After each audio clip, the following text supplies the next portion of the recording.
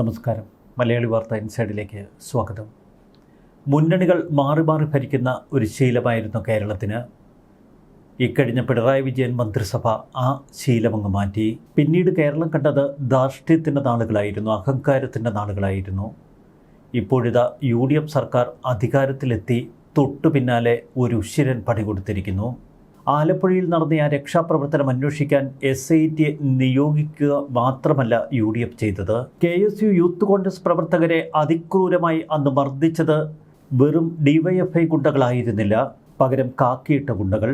കാക്കിയിട്ട ഗുണ്ടകളെ കൊണ്ടാണ് പിണറായി വിജയൻ എതിരാളികളെ തല്ലി തകർത്തത്. ആ കാക്കി ഗുണ്ടകൾക്ക് നിർദ്ദേശം നൽകുമ്പോൾ ഒരു കാര്യം അന്നത്തെ ഭരണകൂടം പറയാൻ മറക്കില്ല: അടിക്കുമ്പോൾ തല നോക്കി അടിക്കണം. തലച്ചോറ് ചിതറിക്കുന്നതായിരുന്നു അവരുടെ ശൈലി. തലച്ചോറായിരുന്നു എല്ലാ കാലത്തും CPMൻ്റെ ഭയം. അതുകൊണ്ട് തന്നെ ആലപ്പുഴയിലെ യൂത്ത് കോൺഗ്രസ് നേതാക്കൾക്ക് നേരെയുള്ള ആക്രമണത്തിൽ തല നോക്കി ലാത്തി കൊണ്ടുള്ള അടി.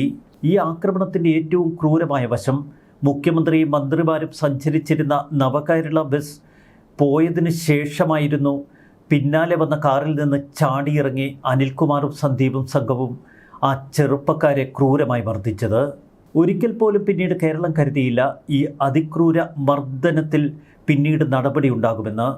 എന്നാൽ ഇതാ UDF സർക്കാർ അധികാരത്തിൽ വന്ന ആദ്യ മന്ത്രിസഭാ യോഗത്തിലെടുത്തിയ ഒരു തീരുമാനം: ആലപ്പുഴയിൽ യൂത്ത് കോൺഗ്രസ് KSU പ്രവർത്തകരെ മർദ്ദിച്ച സംഭവം അന്വേഷിക്കാൻ AP ഷൗക്കത്ത് അലിയുടെ നേതൃത്വത്തിലുള്ള പ്രത്യേക അന്വേഷണ സംഘം.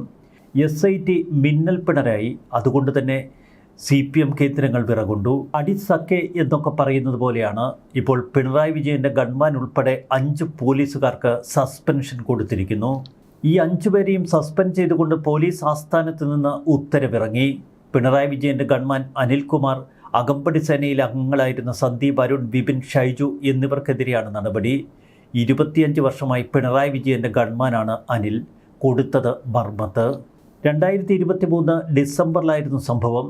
ഈ സംഭവത്തിൻ്റെ വിശദാംശങ്ങൾ ഉൾപ്പെടുത്തി SIT വിശദമായ റിപ്പോർട്ട് പോലീസ് ആസ്ഥാനത്ത് നൽകി.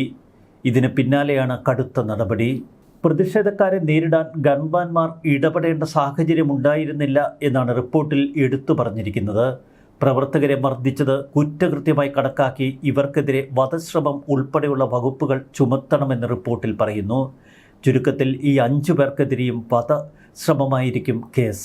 2023 ഡിസംബർ 5 ആ ദിവസം കേരളം മറക്കില്ല. അന്ന് ക്രൂരമായി മർദ്ദനമേറ്റ AD തോമസ് ഇപ്പോൾ ആലപ്പുഴയിൽ നിന്ന് ജയിച്ച് കേരള നിയമസഭയിലുണ്ട്. കണക്ക് ചോദിക്കാൻ AD തോമസ് മുന്നിൽ നിൽക്കുമ്പോൾ അന്ന് മർദ്ദനമേറ്റവർക്ക് ഒടുവിൽ നീതി ലഭിക്കുന്നു. മുഖ്യമന്ത്രിയുടെ ബസ്സിന് മുന്നിൽ പ്രതിഷേധത്തിൻ്റെ ഭാഗമായി കരിങ്കൊടി കാട്ടി എന്നതായിരുന്നു ഇവർക്കെതിരെ ഈ ഗൺമാന്മാർ ചുമത്തിയ കുറ്റപത്രം.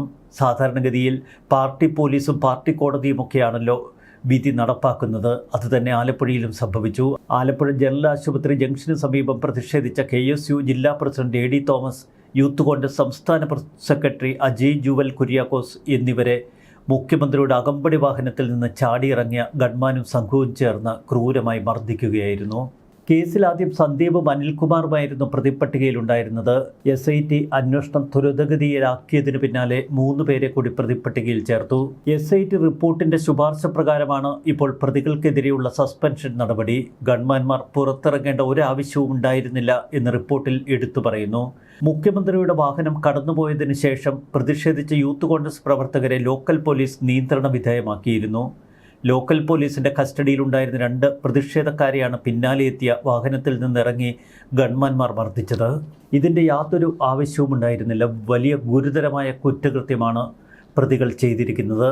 2023 ഡിസംബർ 15 തൻ്റെ ഗൺമാൻ ഉൾപ്പെടെയുള്ള പോലീസ് സംഘം പ്രതിഷേധിച്ച യൂത്ത് കോൺഗ്രസ് KSU നേതാക്കളെ മർദ്ദിച്ച സംഭവത്തെ പിണറായി വിജയൻ വിശേഷിപ്പിച്ചത് രക്ഷാപ്രവർത്തനമെന്ന്.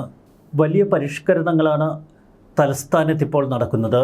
പോലീസ് സേനയെ അടിമുടി പരിഷ്കരിക്കാനൊരുങ്ങുകയാണ് രമേശ് ചെന്നിത്തല എന്ന ആഭ്യന്തരമന്ത്രി. മറുവശത്ത് IAS ഉദ്യോഗസ്ഥരുടെ ട്രാൻസ്ഫർ ഉൾപ്പെടെയുള്ള വിഷയങ്ങൾ ഇക്കഴിഞ്ഞ ദിവസങ്ങളിൽ വലിയ വിവാദമായി. എങ്കിലും UDF ഒറ്റക്കെട്ടായി ഇപ്പോൾ IAS ഉദ്യോഗസ്ഥരെ വരുതിക്ക് നിർത്താനുള്ള ശ്രമങ്ങൾ തുടങ്ങിക്കഴിഞ്ഞു. സതീശൻ്റെ ഒറ്റപ്പോക്ക് വേണ്ട, UDF ഒരൊറ്റ ടീമായി പ്രവർത്തിച്ചാൽ മതി എന്നാണ് ക്യാബിനറ്റിൽ PK കുഞ്ഞാലിക്കുട്ടി പറഞ്ഞത്. DGP പദവി ലക്ഷ്യമിട്ട് നീങ്ങിയ ADGP MR അജിത് കുമാറിന് മേൽ ഇപ്പോൾ ആലപ്പുഴ മർദ്ദന കേസ് വലിയൊരു കരിയർ കുരുക്കായി മാറി. അടുത്ത മാസം ഫയർഫോഴ്സ് മേധാവി DGP നിതിൻ അഗർവാൾ വിരമിക്കുമ്പോൾ സീനിയോറിറ്റി പ്രകാരം അജിത് കുമാറിന് DGP റാങ്ക് ലഭിക്കേണ്ടതായിരുന്നു. എന്നാൽ നവകേരള സദസ്സിനിടെ KSU യൂത്ത് കോൺഗ്രസ് പ്രവർത്തകരെ മർദ്ദിച്ച സംഭവത്തിൽ പോലീസ് അന്വേഷണം അട്ടിമറിച്ചു എന്ന ആരോപണമാണ് ഇപ്പോൾ ADGP നേരിടുന്നത്. ആലപ്പുഴ ക്രൈംബ്രാഞ്ച് DYSP തയ്യാറാക്കിയ ഒറിജിനൽ കേസ് ഡയറി ADGP ആയിരുന്ന MR അജിത് കുമാർ തിരുത്തി എന്ന ഗുരുതര ആരോപണം. ADGPയുടെ ഓഫീസ് നിർദ്ദേശിച്ചതനുസരിച്ച് വ്യാജ റിപ്പോർട്ടാണ് കോടതിയിൽ സമർപ്പിച്ചത് എന്ന് DYSP തന്നെ SITക്ക് മൊഴി നൽകി. ആലപ്പുഴ SP ആയിരുന്ന ചൈത്ര തെരേസ ജോൺ സമർപ്പിച്ച ഔദ്യോഗിക സുരക്ഷാ വീഴ്ച റിപ്പോർട്ട് ആഭ്യന്തര വകുപ്പ് പൂഴ്ത്തി. ഈ കേസിൽ SITയുടെ അന്തിമ റിപ്പോർട്ട് വരുന്നതോടെ അജിത് കുമാറിനെതിരെ സസ്പെൻഷൻ ഉൾപ്പെടെയുള്ള കടുത്ത അച്ചടക്ക നടപടികൾ ഉണ്ടാകുമോ എന്ന് കേരളം ഉറ്റുനോക്കുന്നു. അങ്ങനെ വന്നാൽ അടുത്ത സീനിയോറിറ്റി പട്ടികയിലുള്ള ADGPക്ക് നറുക്ക് വീഴും. നിലവിലെ സംസ്ഥാന പോലീസ് മേധാവി റാവഡ ചന്ദ്രശേഖരൻ അടുത്ത വർഷം ജൂലൈ വരെ കാലാവധി നീട്ടി നൽകിയിരുന്നു മുൻ സർക്കാർ. ഈ ഉത്തരവ് പുനഃപരിശോധിക്കുമെന്ന സൂചനകൾ പുറത്തുവരുന്നു.